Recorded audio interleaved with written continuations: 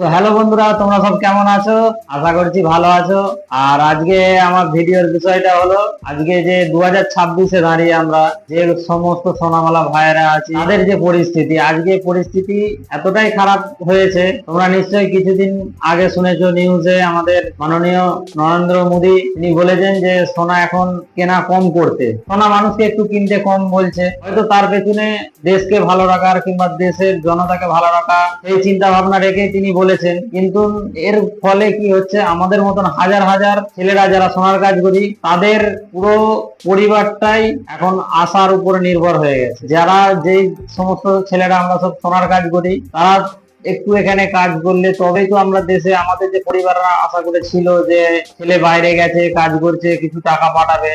আর আমরা যারা 2020 সালে দেখেছি যে করোনার পর থাকতে তো আমাদের সোনার কাজ তো পুরো অর্ধেকটা শেষই হয়ে গিয়েছিল, আর যতটুকু ছিল তাও 24-25-এ এসে কমে গেছে।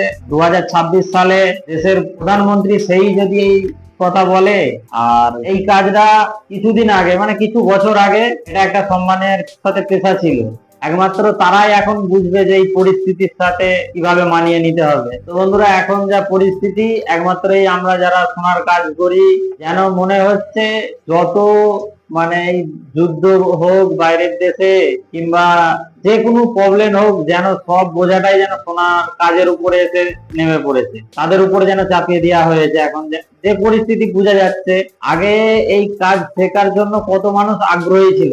আগে মানুষ এক বছর 1.5 বছর সময় দিয়ে এই কাজ শিখেছে, কিন্তু এখন মানুষকে যদি বলা হয়, কোনো ছেলেকে যদি বলা হয় যে ভাই চ সোনার কাজ শেখ,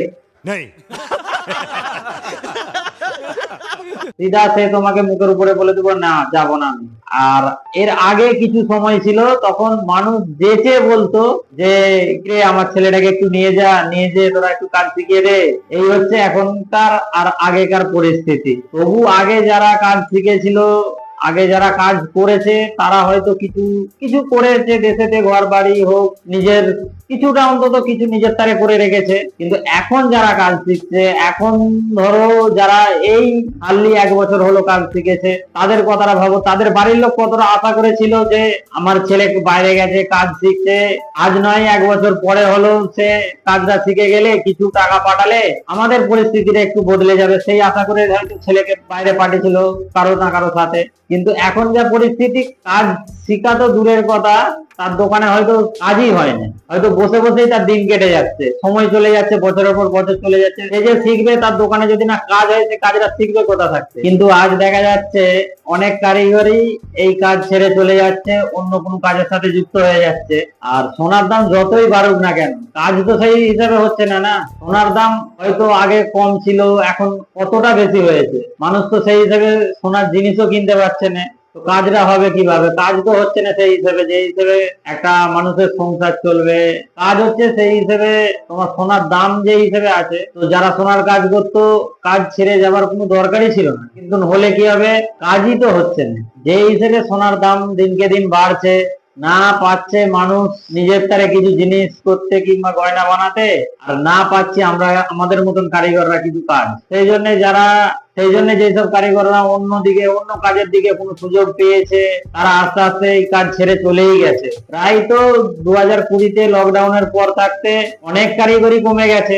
আর এখন 2026-এ দাঁড়িয়ে তো বলতে গেলে, যদি কারিগরের সংখ্যা বলো তো প্রায় অনেক কারিগরি কমে গেছে, মানে সোনার কাজ ছেড়েই দিয়েছে বলতে গেলে। আর এটা সবাই ভালো করে জানে যে সোনার কাজটা বেশিরভাগই মানুষ বাঙালি, মানে আমাদের পশ্চিম বাংলার মানুষ সোনার কাজ করে। বেশিরভাগই ছেলে সোনার কাজ যারা করে তারা হচ্ছে পশ্চিম বাংলা থেকে।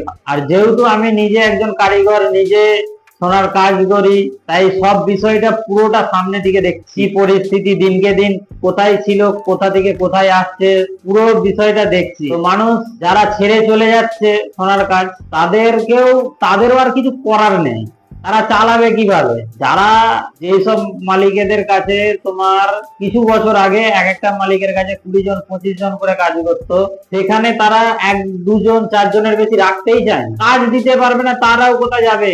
তারাও তাদেরকেও তো অন্য কারো কাছ থেকে কাজ নিয়ে তবে তো আমাদেরকে তারা কাজ দিবে, তারাও তো নিজেরাই কাজ পাচ্ছে না। তো সব শেষে একটাই, আমাদের কাছে একটাই প্রশ্ন রইলো, তোমরা কমেন্টে জানিও যে সোনার দামটা কমা উচিত কিনা, কিংবা সোনার কাজটা আবার আগের মতন ফিরে আসুক, এটাই আমরা চাই। তোমরাও কমেন্টে জানিও তোমাদের কি মতামত। তো ভিডিওটা ভালো লাগলে বন্ধুদের সাথে শেয়ার করে দিও।